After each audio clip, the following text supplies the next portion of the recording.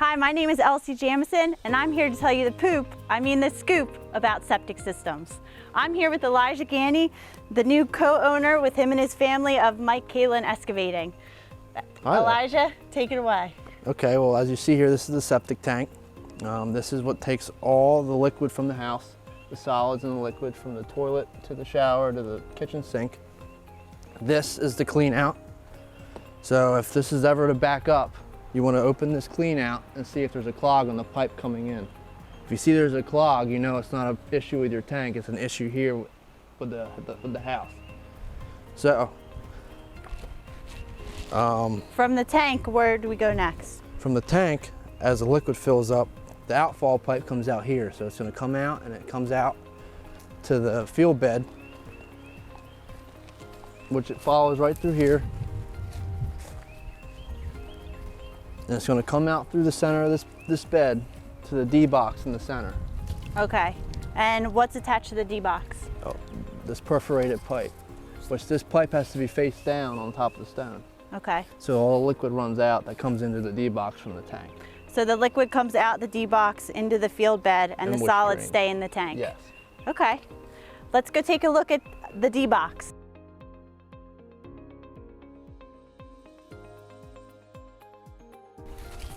And this is the D box. This is the D box.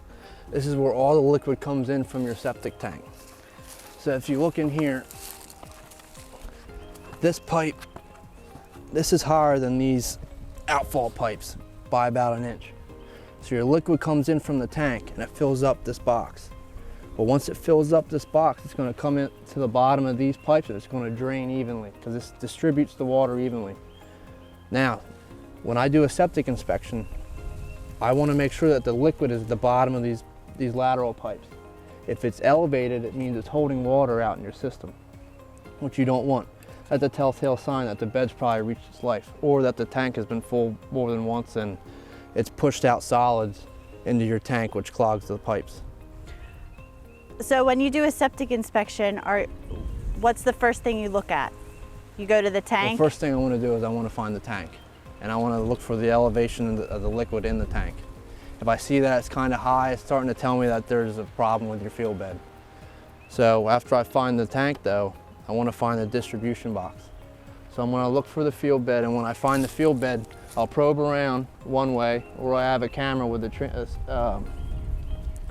transmitter or a location device, and you'll push it in from the tank, and it'll follow the feed line, and it'll come into the D box and it'll hit. Well, then I turn the transmitter on, and it's a locating device essentially, and I'll wave a wand around and it'll help me find this box.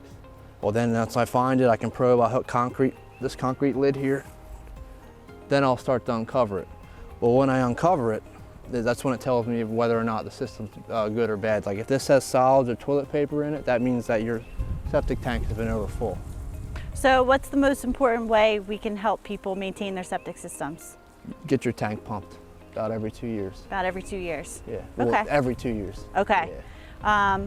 Okay, and when it comes to maintaining your field bed, is there anything we should do or not do? As long as you get the tank pumped, it should work. And avoid planting trees? Yeah. Keep trees away. They want them the health department wants the trees about 10 feet apart. Okay. 10 feet away from the bed on either end, okay. all the way around. All right. And can you explain to us the difference between a cesspool and a septic tank or septic system? A cesspool is a tank that has no bottom in it. It's got holes on the side, and it takes the solids and the liquid, and there's no drainage system. It's just one whole, it's a drainage system itself essentially, but it takes the solids as well. And the county doesn't allow them anymore. Okay. So if I find a cesspool, you have to put a system in. And there is a septic pit. What was it called? Seepage pit. Seepage pit. Yeah, seepage pit is essentially like a septic tank, but that has no bottom, and that also has holes on the side, but that doesn't collect any solids. Okay. That's essentially the same as this field bed here. Okay. But that just takes liquid. Okay. And you'll use that sometimes if there's no room on the property? If the engineer has designed a plan with pits and the county approves it, we'll use it. Typically, like you said, it's because of the property is too small for a field bed. Okay. And why do we sometimes see elevated field beds? That is because that is what they call a pump system.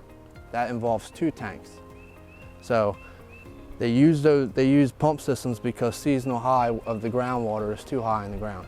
And that's what they find out when they do test digs with engineers. You come and you dig a hole, the engineer gets in the hole and he looks for seasonal high. If he sees that it's too high in the hole, he designs a system that's above ground because he wants to keep it so far away from the groundwater.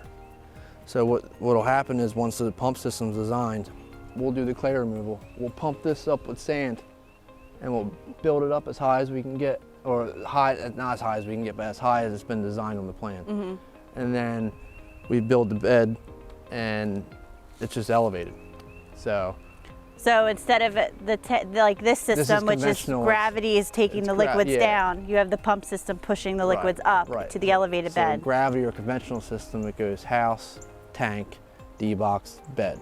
When the bed fails, the liquid gets elevated, which backs up into the D-box, which backs up into the tank, which backs up into your house. So it's all gravity system. A pump system, it goes house, tank, pump tank, bed. Gotcha. So it's gravity to the pump tank, then it's pumped up to the bed. Okay. To get it away from the groundwater. All right, makes sense. It's not too complicated after all. Thanks for joining me and Michael Kalin Excavating, and we appreciate him giving us the scoop about septic systems.